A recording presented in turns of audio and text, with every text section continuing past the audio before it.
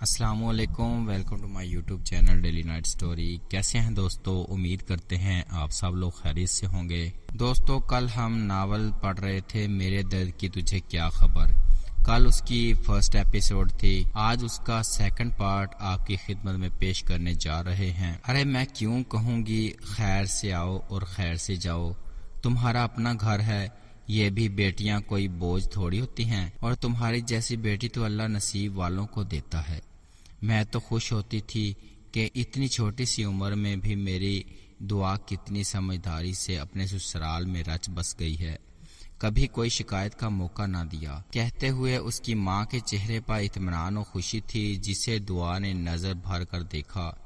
آپ کو کیا پتا امی، آپ کی دعا نے آپ کے اس اطمینان کے لیے کتنی بڑی قیمت چکائی ہے، اور مجھے خوشی ہے اس بات کی کم از کم میری ذات آپ کے لیے تکلیف کا باعث نہیں بنی۔ دل میں ماں سے مخاطب وہ انہیں خوشی سے مسکراتی ہوئی دیکھ رہی تھی۔ اچھا میری چھوڑیے اور بتائیں طلحہ کے بارے میں کیا سوچا ہے؟ وہ دوبارہ سے اپنے سامنے رکھی سبزیوں کی جانب متوجہ ہوئی تھی۔ سوچنا کیا ہے، بس اب جاؤں گی بھائی جان کی طرف اور وشما کا ہاتھ مانگوں گی، اگر تمہیں کوئی اعتراض نہ ہو تو۔ امی نے جانتی نظروں سے بیٹی کی جانب دیکھا جو پہلے حیرت اور پھر خوشی سے ان کی جانب دیکھنے لگی۔ مجھے کیوں اعتراض ہوگا امی، بلکہ میں تو بہت خوش ہوں گی۔ اگر ایسا ہوا تو وشما اور طلحہ ایک ساتھ بہت پیارے لگیں گے۔ آپ نے طلحہ سے بات کی؟ طلحہ سے تم خود بات کرنا، میں جانتی ہوں تمہاری وجہ سے وہ کبھی نہیں مانے گا۔ بھائی جان اور بھابھی نے تمہاری منگنی آکاش سے توڑی تھی، اس بات کو لے کر وہ کبھی ہاں نہیں کرے گا، جبکہ میں جانتی ہوں وہ بھی وشما کو پسند کرتا ہے۔ امی دکھی ہوئی تھیں، کہیں نہ کہیں انہیں بھی اس بات کا افسوس تھا، مگر اب جبکہ دعا اپنے گھر خوش تھی تو وہ چاہتی تھیں اس سب کی سزا وشما اور طلحہ کو نہ ملے۔ امی میرا فارس سے جڑا تھا، آکاش سے نہیں۔ تقدیر سے لڑا نہیں جاتا، بلکہ حکم ربی جان کا انسان راضی ہو جائے تو اس سے زیادہ بہتر کچھ نہیں ہے۔ میں بھی راضی ہوں، بس آپ دعا کیا کریں اللہ میرے لیے آسانیاں پیدا کرے، اور رہی بات طلحہ کی تو میں خود بات کروں گی اس سے۔ وشما جیسی پیاری اور مخلص لڑکی کو نہ کر کے وہ کفران نعمت نہیں کرے گا۔ انشاءاللہ وہ مسکرائی تو امی کے دل سے بے ساختہ اس کے لیے دعا نکلی تھی۔ ان کی بیٹی واقعی ہی بہت پیارے دل کی مالک تھی، جو اپنے ساتھ ہوئی زیادتی کو بھلا کر بھائی کی خوشی کے لیے سب بھلا بیٹھی تھی۔ طلحہ موبائل کان سے لگائے دوسری جانب سے کال ریسیو کرنے کا انتظار کر رہا تھا، اور وہ بظاہر پرسکون نظر آتی، دل میں بری طرح اضطراب کا شکار ہوتی اسے دیکھ رہی تھی۔ السلام علیکم، کیسے ہیں بھائی فارس؟ میں طلحہ بات کر رہا ہوں۔ پر خلوص لہجہ میں احترام لیے وہ بولا تو دعا کو اپنی سانسیں اکھڑتی محسوس ہوئی۔ طلحہ نے فون سپیکر پر ڈال دیا تھا۔ دوسری جانب تھوڑی دیر خاموشی رہی، پھر اس کی آواز ابھری تھی جو اپنے دل کی تیز ہوتی دھڑکن میں اسے مشکل سے سنائی دی۔ وعلیکم السلام، کیسے ہو طلحہ؟ اس کی آواز میں شناسائی تھی، نرم ٹھہرا ہوا دل موہ لینے والا انداز۔ میں الحمدللہ بالکل ٹھیک۔ اس کی آواز میں کچھ جھجک تھی، ایک عرصہ ہوا تھا بات کیے ہوئے، اور وہ بھی آمنے سامنے۔ فون پر پہلی بار بات کر رہا تھا۔ اور بھائی مبارک ہو، بہت بہت سنا ہے کیپٹن صاحب ہو گئے ہیں آپ۔ دوسری جانب بھی اس کی کیفیت کو شاید سمجھ لیا گیا تھا، تبھی خوشگوار انداز میں دوستانہ لہجہ اختیار کیا گیا۔ خیر مبارک، بہت بہت شکریہ بھائی، میں نے سوچا آپ تو کبھی کال کریں گے نہیں تو میں ہی کر لیتا ہوں۔ اب کی بار ذرا شرارت بھری آواز میں شکوہ کیا گیا تھا، جسے سن کر دوسری جانب ہلکا سا کہکا گونجا۔ سوری یار، واقعی ہی میری غلطی ہے، اور سناؤ امی کیسی ہیں؟ خوش دلی سے اعتراف کرتے ہوئے وہ امی کا پوچھنے لگا۔ امی بھی ماشاءاللہ سے بالکل ٹھیک ٹھاک ہیں۔ ویسے اپنے بیوی بچوں کا تو پوچھا ہی نہیں آپ نے۔ دعا کو دیکھتے وہ شریف مسکران چہرے پر لیے وہ بولا تھا، جو اتنی دیر سے دم سادھے خاموش تماشائی بنی ہوئی تھی، تو یار ان کے بارے میں اپنی بیوی سے پوچھوں گا نا، تم سے کیوں پوچھوں؟ اسی کے انداز میں جواب دیا تو طلحہ ہنس دیا۔ لیں پھر بات کریں اپنی مسز سے، میں تب تک آپ کے بچوں کو پکڑ کر لاتا ہوں۔ فون کا اسپیکر آف کرتے اس نے دعا کی جانب بڑھایا تو اس اچانک پڑی افتاد پر وہ حیرانگی سے اسے دیکھنے لگی۔ اس کی آنکھوں سے فون کی جانب اشارہ کیا تو ہوش میں مسکرا کر اس کے ہاتھ سے موبائل لیا۔ طلحہ اندر کی جانب بڑھ گیا تھا۔ السلام علیکم، دھیمی سی آواز میں سلام کیا۔ دوسری جانب بالکل خاموشی تھی۔ اتنے عرصے بعد وہ یہ آواز سن رہا تھا۔ وعلیکم السلام۔ بہت دیر بعد جب دعا کو شبہ گزرا کہ وہ شاید جواب ہی نہ دے، تب اس کی آواز سنائی دی تھی۔ سپاٹ، سرد، بے تاثر سا لہجہ۔ دعا کو اپنی ریڑھ کی ہڈی میں سنسناہٹ محسوس ہوئی۔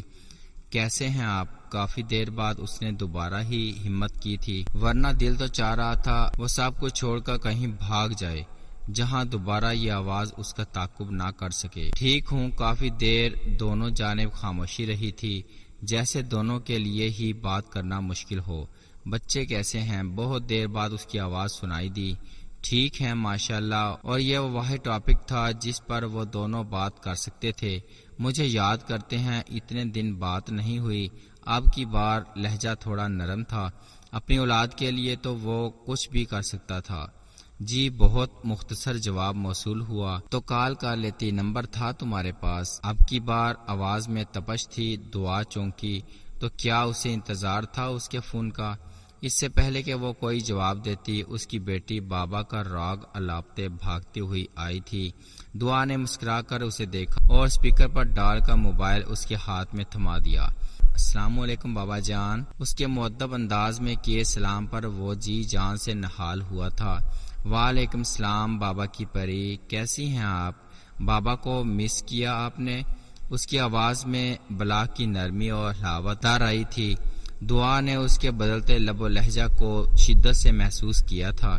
میں ٹھیک ہوں، اور میں نے آپ کو اتنا مس کیا، اتنا کو لمبا کھینچتی وہ بابا کو معصومیت سے بتا رہی تھی۔ اور بابا کی پیاری گڑیا بابا نے بھی آپ کو اتنا مس کیا۔ اس کے معصومانہ انداز سے محفوظ ہوتے اسی کے انداز میں جواب دیا گیا تھا۔ تب تک مزمل بھی آ گیا تھا اور اب وہ دونوں ایک ساتھ باپ سے بات کر رہے تھے، اور دعا مسکرا کر دونوں کو دیکھ رہی تھی۔ دیکھنے والے کو یہ ایک ہیپی فیملی کا سا منظر معلوم ہوتا تھا۔ 5 سال ہو گئے تھے اسے جرمنی آئے ہوئے۔ اتنے عرصے میں اس نے ایک بار بھی اسے نہ دیکھا اور نہ ہی آواز سنی تھی۔ وہ ضدی نہیں تھا مگر تھا ایک مرد ہی۔ انا پر پڑی ضرب سہ نہیں پایا تھا۔ یہاں تو پھر بات اس کی عزت کی تھی۔ وہ سارے جہان میں اپنی ہمدرد اور درگزر کرنے والی طبیعت سے پہچانا جاتا تھا، مگر اس کے لیے تو وہ پتھر بن بیٹھا تھا۔ آج ایک عرصے بعد بستر پر لیٹے وہ اپنے سود و زیاں کا اندازہ لگا رہا تھا۔ اس کی آواز سنتے ہی دل میں ایک ابال سا اٹھا تھا۔ ایک بات کا اسے اچھے سے اندازہ ہو گیا تھا کہ اگر وہ اس بار ضد پر اڑا تھا تو کام خود سر وہ بھی واقع نہ ہوئی تھی۔ اتنا وقت گزر گیا مگر اس عورت نے اپنے کیے پر معافی مانگنا تو درکنار کبھی ندامت کا بھی اظہار نہ کیا تھا۔ اسے آج بھی جب وہ رات اپنے پورے سیاق و سباق کے ساتھ یاد آتی تو دماغ کی شریانیں پھٹتی محسوس ہوتی تھی۔ عورت نے اس کی ماں بہن کے سامنے اس کی عزت 2 کوڑی کی کر کے رکھتی تھی۔ وہ تو شکر تھا کہ بر وقت اس کی بہن آ گئی، ورنہ ساری عمر وہ دنیا سے منہ چھپاتا پھرتا۔ لوگ اس پر آوازیں کستے، وہ دیکھو فارس احمد جا رہا ہے جس سے اپنی بیوی نہیں سنبھالی گئی، اور وہ رات کے اندھیرے میں اپنے عاشق کے ساتھ بھاگ نکلی۔ یہ سوچ ہی اس قدر زہریلی تھی کہ اس کی روح تک نیلو نیل ہو جاتی تھی۔ اب بھی اس کے ماتھے کی رگیں تن گئی تھیں، آنکھوں کا رنگ دہکتے انگاروں کی مانند ہو گیا تھا، تو جبڑے سختی سے بھینچے وہ ضبط کی آخری حدوں کو چھو رہا تھا۔ وہ ایک چلتے پھرتے آتش فشاں کے جیسے تھا جو کبھی بھی پھٹ کر تباہی کا سبب بن سکتا تھا۔ ایک بار پہلے بھی دعا اس کے خاموش طوفان کی زد میں آئی تھی، اور وہ خسارہ اس کا مقدر بنا تھا جس کو یاد کرتے آج بھی اس کے رونگٹے کھڑے ہو جاتے تھے۔ کمرے میں آتے ہی کب سے رکے آنسوؤں کو بہنے کا راستہ مل گیا تھا۔ اس کے ہاتھوں کی کپکپاہٹ ہنوز برقرار تھی۔ اس کی زندگی نے جو سبق اس کو سب سے زیادہ ازبر کروایا تھا وہ اپنے غموں کو سب سے چھپا کر رکھنے کا تھا۔ وہ ایک عرصہ ہوا کسی کے سامنے نہ روئی تھی، تلخ سے تلخ جملہ اور رویہ بھی اسے ٹوٹ کر بکھرنے پر مجبور نہ کر سکا تھا۔ اپنے آنسو چھپا کر مسکرانا اس نے سیکھ لیا تھا۔ وہ اپنے ارد گرد سے بے نیاز اپنے بچوں میں پناہ اختیار کر گئی تھی، خود پر بے حسی کی چادر اوڑھ چکی تھی، مگر تنہائی پاتے ہی یہ خول ٹوٹنے لگتا تھا اور وہ بھی اشکوں کو بہنے کی اجازت دے کر دل کا غم کچھ ہلکا کر لیتی تھی۔ اتنے ماہ و سال میں کبھی اس نے سوچا ہی نہیں تھا کہ اس سے بات بھی کرنی پڑے گی۔ روبرو ہونا تو دور کی بات ہے، وہ بھی شاید کبوتر کی طرح آنکھیں بند کیے رکھتی۔ اگر آج اس سے بات نہ ہوئی ہوتی، گلے میں آنسوؤں کا گولا سا اٹک گیا تھا۔ اس کے لب و لہجہ میں آج بھی اس کے لیے کوئی رعایت نہیں تھی، یعنی اس کی سزا اب بھی باقی تھی۔ اس کی آواز کا سرد پن اسے منجمد کر گیا تھا۔ وہ شخص کی نفرت و بے اعتنائی کو 3 دن نہ سہ سکی تھی تو اس کی واپسی کے بعد کیا کرے گی؟ اس سوالیہ نشان کے آگے وہ کچھ سوچنا بھی نہیں چاہتی تھی۔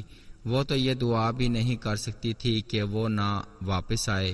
اس کے بچے بے چینی سے باپ کے منتظر تھے۔ ہاتھ کو منہ کے آگے سختی سے رکھے اس نے اپنی چیخ کا گلا گھونٹا، نہیں اللہ پاک، ایک اور بار نہیں، اس بار مجھے بکھرنے سے بچا لیجئے گا۔ میرے اللہ، مجھ سے برداشت نہیں ہوگا، میرے لیے آسانیاں پیدا کر دیں۔ میرے رب، میں کوئی گلہ نہیں کر رہی، وہ تو میں نے تب بھی نہیں کیا تھا۔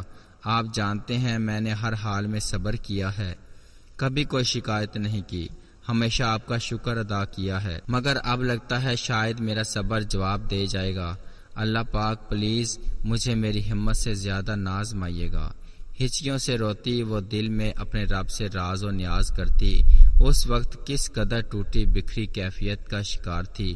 کوئی اسے دیکھتا تو اس کا غم اپنے سینے میں بھی محسوس کرتا۔ وہ ایک عام سی لڑکی تھی جس نے اپنی خوبصورت آنکھوں میں کبھی کوئی بڑا خواب بھی نہ سجایا تھا۔ اس کی ماں جوانی میں ہی بیوگی کی چادر اوڑھے وہ کم سن بچوں کے لیے باپ کی دہلیز پر آ گئی تھیں۔ اس کے نانا ایک دور اندیش انسان تھے، جانتے تھے ان کے سر سے گزر جانے کے بعد بیٹی در بدر ٹھوکریں کھانے پر مجبور ہو جائے گی، اسی لیے اپنی زندگی میں ہی بیٹے اور بیٹی کو وراثت سے حصہ بانٹ دیا تھا، جس کے بعد 2 کمروں پر مشتمل ایک چھوٹا سا گھر اور 2 دکانیں جنہیں کرائے پر دے رکھا تھا۔ اپنی بیٹی کو دے کر اسے اللہ کے سوا کسی اور کا محتاج نہ رہنے دیا۔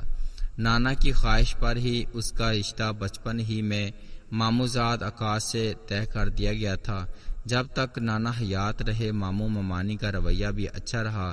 وہ میٹرک کے پہلے جبکہ طلحہ دوسرے سال میں تھا جب نانا کی موت واقع ہوئی، اور پھر دیکھتے دیکھتے ماموں ممانی کے انداز بدل گئے۔ آکاش تو پہلے بھی لاپرواہ سا رہتا تھا، ایک وشما ہی تھی جو اب بھی پہلے جیسی ہی مخلص و خیال کرنے والی تھی۔ پھر کچھ ماہ بعد ممانی نے رشتہ ختم کر دیا۔ اس کی امی کو بہت دکھ ہوا مگر وہ کچھ بولی نہیں۔ پھر ایک دن پتہ چلا کہ آکاش کا رشتہ ان لوگوں نے اپنی نسبت معاشی طور زیادہ مستحکم لوگوں میں طے کر دیا ہے۔ وشما بہت روئی تھی مگر دعا کو کوئی دکھ نہیں ہوا تھا کہ آکاش کے ساتھ کوئی جذباتی وابستگی نہیں رہی تھی۔ ہاں، اپنی امی کو دکھی دیکھ کر اس کا بھی دل خراب ہوا تھا، اور 1 سال بعد آکاش کی شادی ہوئی تو وہ انٹر کی اسٹوڈنٹ تھی۔ اس کی امی کو بھی فکر لاحق ہوئی تھی کہ جلد از جلد اس کی بھی شادی کر دی جائے۔ منگنی ٹوٹ جانے پر لوگوں کی چہ مگوئیاں ان کے بھی کانوں تک پڑی تھی۔ ایک جاننے والی رشتے والی عورت سے کہا، اور یوں جو پہلا رشتہ ہی آیا وہی اس کا مقدر ٹھہرا۔ فارس احمد کسی طور بھی نظر انداز کرنے لائق نہیں تھا۔ خوبصورت، پڑھا لکھا، اچھی نوکری، خوشحال گھرانہ اور اچھا خاندانی حسب نسب۔ کچھ چھان بین کے بعد ہاں کر دی گئی، اور یوں انٹر کے پیپرز کے بعد اس کی شادی فقط 18 سال کی عمر میں کر دی گئی، اور یہاں سے دعا کی زندگی بدل گئی۔ گو کہ شادی کے بعد ہر لڑکی کی ہی بدل جاتی ہے، مگر دعا کے ساتھ جو ہوا وہ اس کے وہم و گمان میں بھی نہ تھا۔